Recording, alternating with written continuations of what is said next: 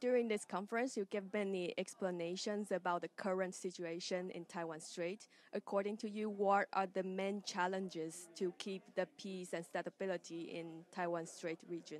Of course, I think the most important factors which affect the peace and stability in the Taiwan Strait is that Beijing refused to resume cross-strait talk with Taiwan, and number two, China continue to military harass Taiwan.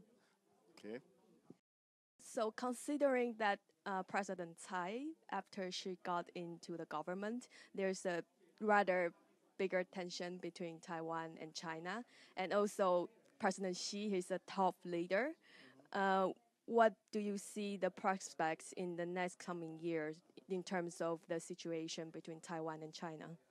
Well, frankly speaking, I'm not very optimistic about future cross-strait relations if China does not change, the current policy, and China refuses to resume cross-strait dialogue. Of course, we cannot be, optimistic,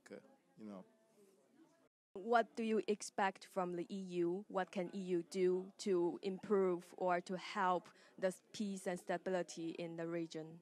Well, I think EU as a whole is very important player in the international communities, and EU is to us is a symbol of human rights and democracy.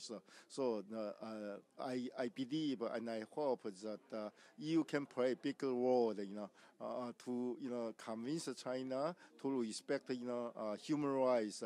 For example, as I just mentioned in my presentation, we have a NGO workers, Mr. Li Mingzhe, who was detained by China and sentenced for 5 years, and it is against the human rights and democracies. And if EU in its dialogue with mainland China can raise such issues, I think EU can remind PRC that international community is watching China when China abuses human rights, and EU has a reservations on such an issue.